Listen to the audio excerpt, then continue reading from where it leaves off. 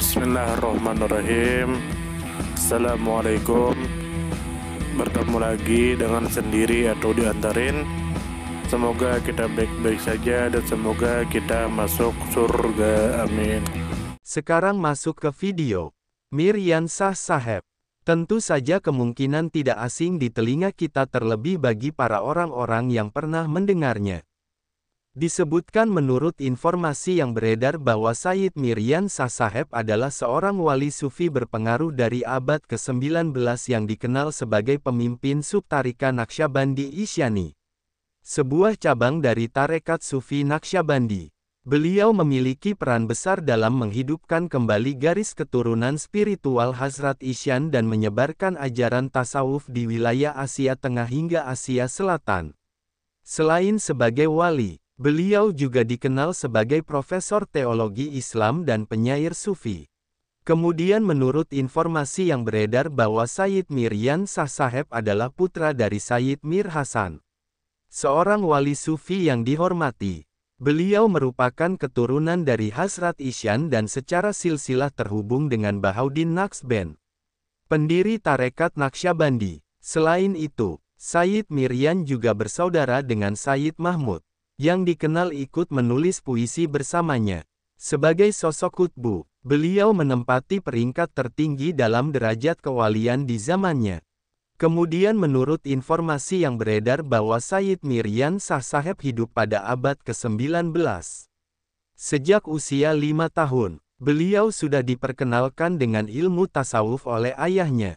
Beliau menghabiskan masa pendidikan awalnya di Kabul, kemudian bermukim selama 1 dekade di Madinah sebelum kembali melanjutkan aktivitas spiritual dan akademik di Lahore. Kemudian menurut informasi yang beredar bahwa Sayyid Miryan Shah Saheb dilahirkan di Kabul, Afghanistan, dari keluarga yang sebelumnya bermigrasi dari Bukhara. Setelah menimba ilmu di Kabul dan Madinah, beliau kemudian berdomisili dan beraktivitas di Lahore, tempat beliau mendirikan Universitas Islam. Di Lahore pula terdapat makam Hazrat Isyan, tokoh sufi yang sangat beliau hormati dan yang menurut tradisi spiritual menunjuknya sebagai penerus garis keturunan ruhani.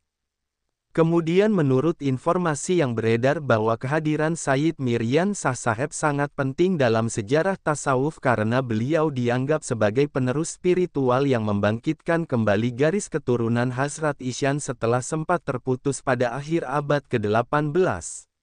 Kepemimpinan beliau dalam subtarika Naqsyabandi Isyani memperkuat warisan spiritual Naqsyabandi di kawasan Asia Tengah dan Asia Selatan, sekaligus menandai peran pentingnya dalam pendidikan Islam dan pengembangan tradisi sufi melalui puisi dan pengajaran. Kemudian menurut informasi yang beredar bahwa Sayyid Miryan Shah Saheb memulai perjalanannya dalam dunia tasawuf sejak usia dini dengan bimbingan langsung dari ayahnya. Pendidikan formalnya dijalani di Kabul, dan beliau kemudian menjadi profesor dalam bidang teologi Islam. Setelah itu, beliau memperdalam spiritualitasnya di Madinah bersama gurunya selama 10 tahun dan menikah dengan seorang wanita lokal. Sekembalinya dari Madinah, beliau melakukan ziarah ke makam Hazrat Isyan di Lahore dan kemudian membangun lembaga pendidikan Islam di kota tersebut.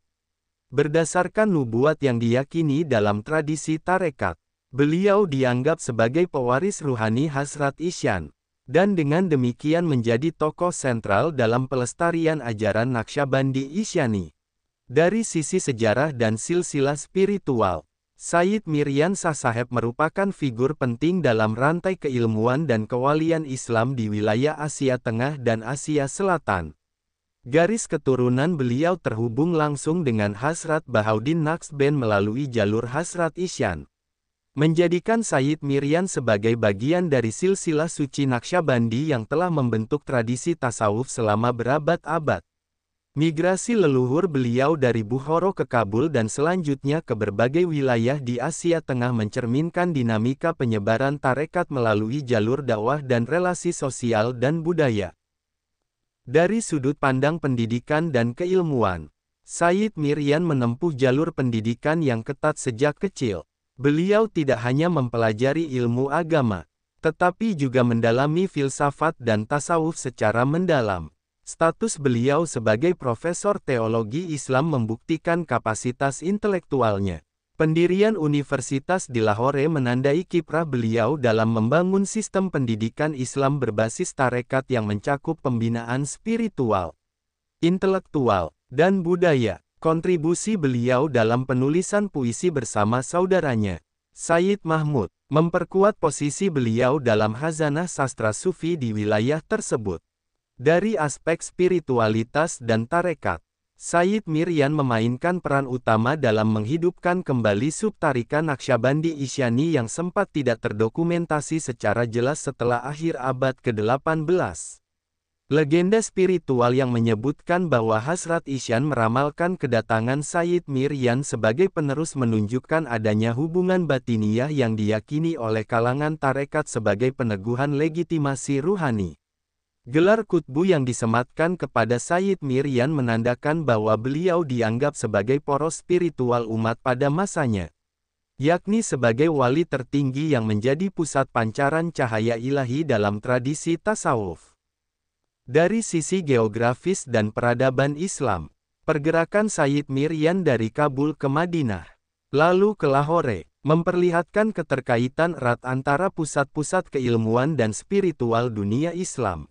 Tinggalnya Sayyid Miryan di Madinah selama 1 dekade mencerminkan adab dan kesungguhan dalam menuntut ilmu langsung dari sumber yang otoritatif. Pernikahannya dengan seorang wanita lokal Madinah juga mencerminkan penggabungan nilai-nilai lokal dengan tradisi universal tasawuf. Dari perspektif budaya dan sastra, Sayyid Miryan turut menghidupkan tradisi puisi mistik yang merupakan bagian integral dari ekspresi spiritual dalam tarekat sufi. Puisi-puisi yang ditulis beliau dan saudaranya tidak hanya berfungsi sebagai media dakwah dan penyebaran ajaran, tetapi juga sebagai wujud keindahan spiritual yang menyentuh dimensi batin para pengikutnya. Tradisi ini memperkuat posisi beliau sebagai seorang ulama dan wali yang tidak hanya berbicara dalam kerangka hukum dan akidah, tetapi juga estetika dan perasaan spiritual. Dari sudut pandang sosial dan kultural, eksistensi Sayyid Miryan di berbagai wilayah seperti Kabul, Madinah, dan Lahore menunjukkan bahwa beliau bukan hanya seorang tokoh religius, tetapi juga penghubung budaya antar wilayah. Pengaruh beliau terhadap masyarakat lokal di Lahore sangat terasa melalui pengajaran, lembaga pendidikan, dan peran beliau dalam mengintegrasikan nilai-nilai tasawuf dalam kehidupan sosial. Hubungan beliau dengan makam Hazrat Isyan di Lahore juga menghidupkan kembali semangat ziarah, warisan spiritual, dan koneksi antar generasi tarekat. Dari aspek pengaruh lintas generasi, peran Sayyid Miryan tidak hanya dirasakan pada masanya, tetapi juga berlanjut dalam jalur keturunan spiritual dan kultural yang diwariskan. Karya-karya beliau, baik dalam bentuk lisan, tulisan, maupun institusi pendidikan, menjadi fondasi bagi perkembangan tarekat Naqsyabandi Isyani di kemudian hari. Pengaruhnya menyentuh banyak murid dan masyarakat dari berbagai lapisan, memperkuat peran tasawuf sebagai perekat sosial dan transformasi batiniyah. Dari perspektif simbolik dan kepercayaan komunitas tarekat, Sayyid Miryan dianggap sebagai personifikasi dari warisan ruhani yang hidup. Nama beliau tidak hanya disebut sebagai tokoh sejarah, tetapi juga dijadikan simbol keteladanan spiritual, keilmuan, dan moralitas. Gelar wali dengan derajat kutbu menunjukkan bahwa beliau menjadi kiblat ruhani bagi banyak murid, sekaligus penjaga tradisi sufi yang bersambung langsung dengan sumber-sumber utama dalam Islam. Sumber referensi Google Chrome dan ChatGPT.